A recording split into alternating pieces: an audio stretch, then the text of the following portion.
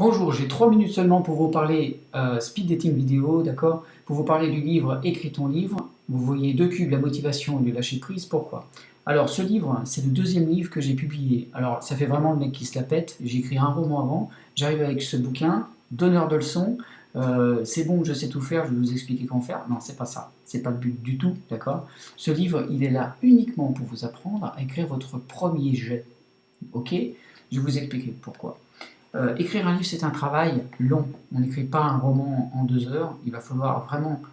C'est un vrai marathon. Ok. Si vous n'avez pas la motivation, vous allez vous décourager au bout de quelques pages, au bout du premier chapitre, au bout de 40, 50 pages, d'accord. Vous serez à un tel point découragé que vous allez arrêter votre écriture. Il y a quelques semaines qui vont passer, et puis, terminé. Ok, vous allez l'oublier, vous n'aurez pas assez d'énergie pour vous y remettre, ce sera très difficile en tout cas. La motivation, c'est quelque chose qui doit être présente au départ et qui doit vous accompagner, vous porter pendant tout le processus d'écriture.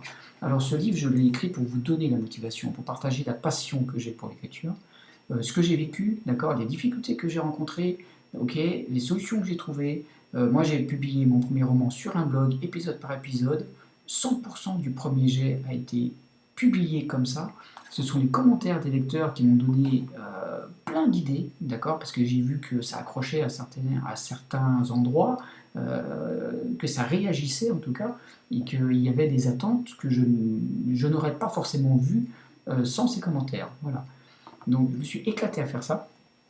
Vous allez découvrir tout ça, je partage mon expérience là-dedans, mais voilà, je veux communiquer de la motivation et je vais vous parler du lâcher-prise. Le lâcher-prise, c'est très important. Quand on veut écrire un livre, en fait, le gros défaut que l'on a, c'est qu'on veut tout maîtriser dès le départ. C'est pas possible, d'accord? En psychanalyse, on dit qu'on a 3 personnalités dans notre tête qui se battent pour prendre les commandes. Alors c'est un peu le bordel des fois, ok? On a un enfant, on a un adulte, on a un parent, ok? Et quand vous écrivez, quand vous voulez écrire un livre, il faut oublier l'adulte, il faut oublier le parent. Il faut vous connecter uniquement à l'enfant qui est en vous. L'enfant qui est étouffé par l'adulte et le parent, qui plombe en permanence avec des tu n'y arriveras pas, c'est trop compliqué, puis ce que tu écris c'est de la merde. Non, vous oubliez tout ça, ok? Vous lâchez, vous faites plaisir, vous reconnectez à ça, d'accord? C'est un jeu, ok? Et si vous êtes capable de vous reconnecter à l'enfant, il va y avoir de la vie dans votre bouquin. Et cette vie, justement, c'est ce qui fait que voilà, vous avez un germe, vous avez quelque chose à développer. Le travail de réécriture, c'est autre chose. Okay, vous allez vous connecter à l'adulte et aux parents pour le travail de réécriture. Vous allez vous éclater, d'accord, autrement, ok.